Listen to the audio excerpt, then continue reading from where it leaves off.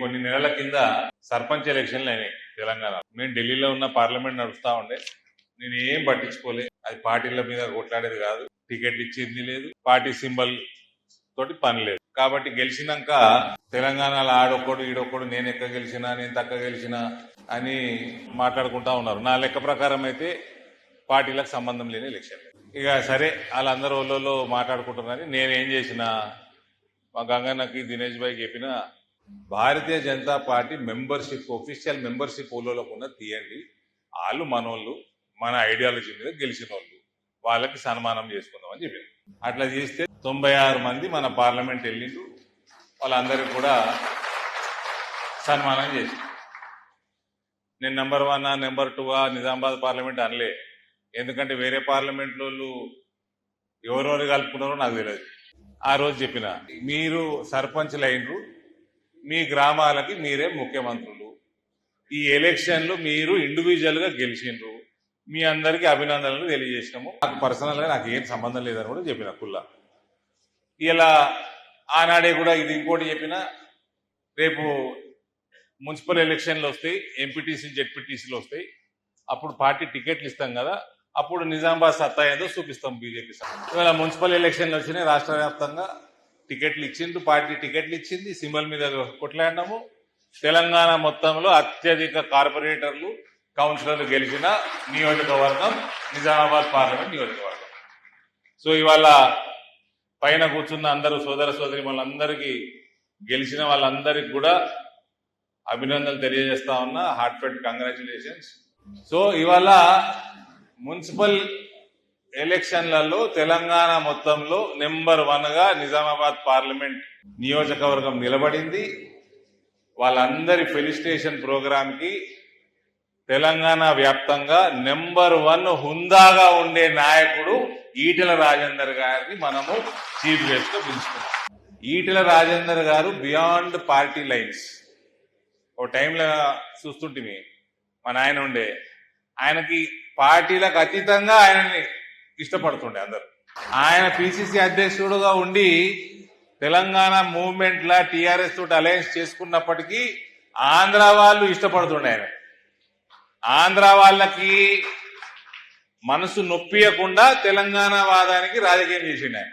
ఆ తరహాలో ఇవాళ తెలంగాణలో రాజకీయ నాయకులు ఎవరైనా మిగిలిపోయినంటే చాలా తక్కువ ఉంటారండి. అందులో నెంబర్ 1 హుందాగా ఉండే నాయకుడు ఈటెల రాజేందర్ గారు. వాళ్ళని గౌరవించే అవకాశం దొరికినందుకు నిజామాబాద్ పార్లమెంట్ తరఫున ఆయనకు నేను ధన్యవాదాలు తెలియజేస్తున్నాను.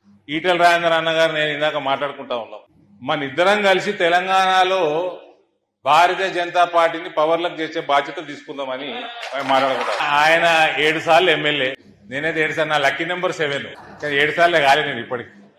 ఆయన ఒకసారి ఎంపీ, ఓ 10 సంవత్సరాలు మంత్రి, అన్నిటికంటే మించి టీఆర్ఎస్ పార్టీ పుట్టిన కాడికి వెళ్ళి తెలంగాణ ఉద్యమవాది. అటు సౌమ్యం, ఇటు స్పీడు. చూద్దాం ఏమైతే చూద్దాం. ఇక టీఆర్ఎస్ కనబడతలేదు, నిజామాబాద్ పార్లమెంట్ లో టీఆర్ఎస్ చాలా తగ్గిపోయింది, కనబడతలేదు.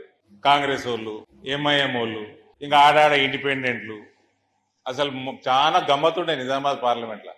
అటు మా బోగా శ్రావణి గారు కూడా, ఆమె దగ్గర ఒక మున్సిపాలిటీలో సింగిల్ లార్జెస్ట్ పార్టీ, మెట్పల్లిలో single largest party Bharatiya Janata Party. ఇక ఆడ బీజేపీని ఇక్కడ ఓడగొడటానికి ఉన్న పార్టీలన్నీ కలిసినాయి. కలవని నేను శ్రవంతి గారు మాట్లాడుకుంటా, ఆమె మేయర్ కాలేదని బాధ ఉన్నట్టుంది ఆమె కొంచెం. నాకు ఏం బాధ లేదు. బాజాప్తా రాజకీయ యుద్ధం భారతీయ జనతా పార్టీ గెలిచింది. పోయినసారి 28 గెలిచినాము, మళ్ళా కొట్లాడినాము, మళ్ళా 28 గెలిచినాము. మనం గెలిచినాక మిగిలినవి వేరే పంచుకోవాలి. మనం ఎక్కడ తగ్గలేదు, మనం మెయింటైన్ చేస్తున్నాము. అవతలోడు కూడా తుర్కొల్లతో కలిసి మెయింటైన్ చేసుకుంటాం. తుర్కొల్లను పక్కకు పెడితే అది గుడ్డుసున్నానే, ఏం లేదాడ. కాబట్టి Bharatiya Janata Party will be always proud of Nizamabad parliament segment. ఇక మేయర్ కాలేదు, ఇది ప్రజాస్వామ్యం, ఇది వ్యాపారం కాదు. ఆని కొనుక్కో వీని కొనుక్కో, మొత్తం ప్రజాస్వామ్యాన్ని కూనీ చేసిన party BRS party.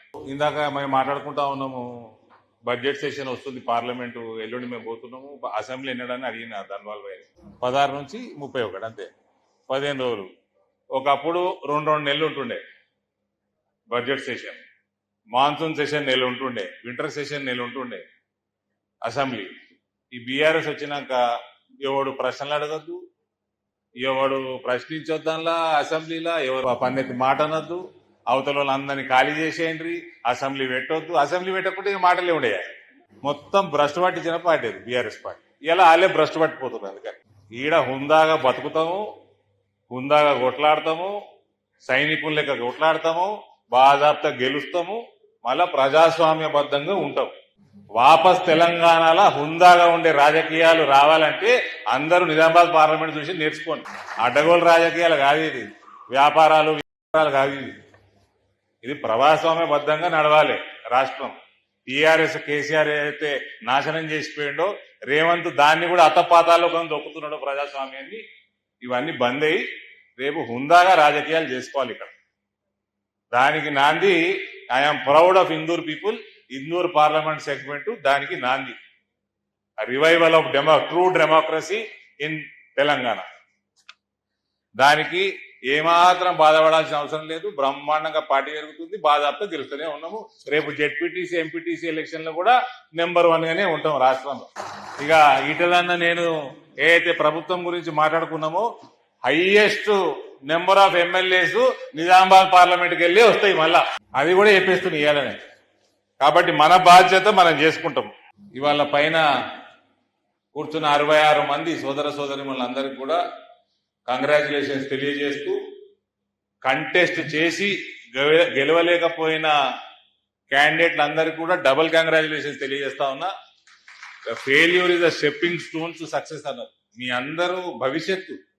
Bharatiya Janata party రేపు మున్సిపల్ చైర్మన్లు అన్ని కైవసం చేసుకుంటుంది, మేయర్ కైవసం చేసుకుంటుంది, ఎమ్మెల్యే సీట్లు కైవసం చేసుకుంటుంది. దాని అందరికీ మీరు ఫౌండేషన్. అంతా ఏమి దిగులు పడాల్సిన అవసరం లేదు. Future is bright for Bharatiya Janata party. మన దగ్గర మరోసారి ఇందూరు ప్రజలందరికీ కూడా బీజేపీకి ఒక బ్రహ్మాండమైన రిజల్ట్ ఇచ్చినందుకు ధన్యవాదాలు తెలియజేస్తూ, భారత్ మాతాకి